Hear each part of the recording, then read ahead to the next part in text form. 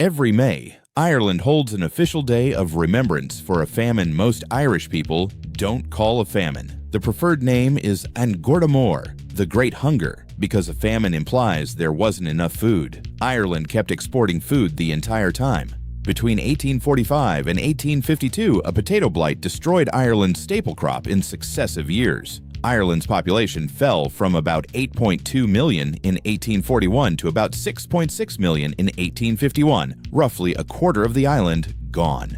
Historians estimate 1 to 1.5 million people died, and a further 1 to 1.5 million emigrated. The island's population has still not recovered to its pre-famine level nearly 2 centuries later. 1801, the Act of Union abolishes Ireland's own parliament, folding it directly into the United Kingdom. 1845, potato blight is first confirmed. 1846, Parliament repeals the Corn Laws, opening food imports, too late and too limited to offset the crisis. 1847, remembered in Ireland as Black 47, mortality peaks. A temporary system of soup kitchens is set up, then dismantled within the year as government relief shifts entirely onto local poor law taxation. That same year, the Gregory Clause bars anyone holding more than a quarter acre of land from receiving relief, forcing starving families to surrender their land to qualify for aid. 1848, blight returns a third time. 1851, the census confirms the population collapse.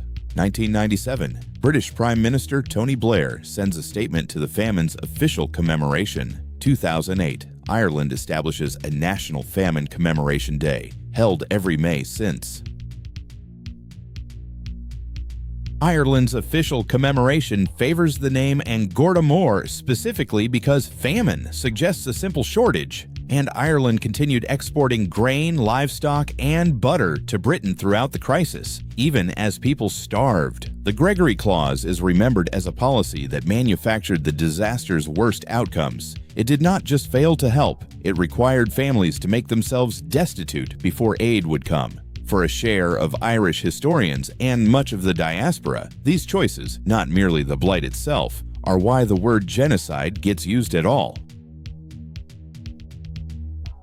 The Whig government in London in the late 1840s governed by laissez-faire economic doctrine. Relief, in this view, should not create dependency, and markets, not the treasury, should correct food shortages. Many British officials at the time also held a providentialist view, treating the blight as a natural, even divinely ordained event no policy could have fully prevented. That framing has shifted since. In 1997, Tony Blair's government sent a statement to Ireland's famine commemoration, acknowledging that those who governed in London at the time failed their people through standing by, while a crop failure turned into a massive human tragedy. Language his own private secretary called a statement of fact, not quite an apology.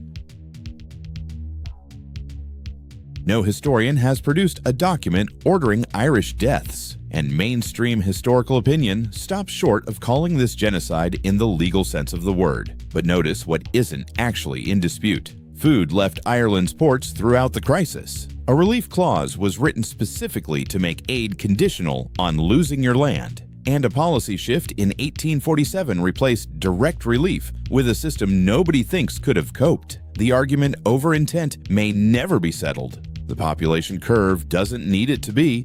It simply never came back.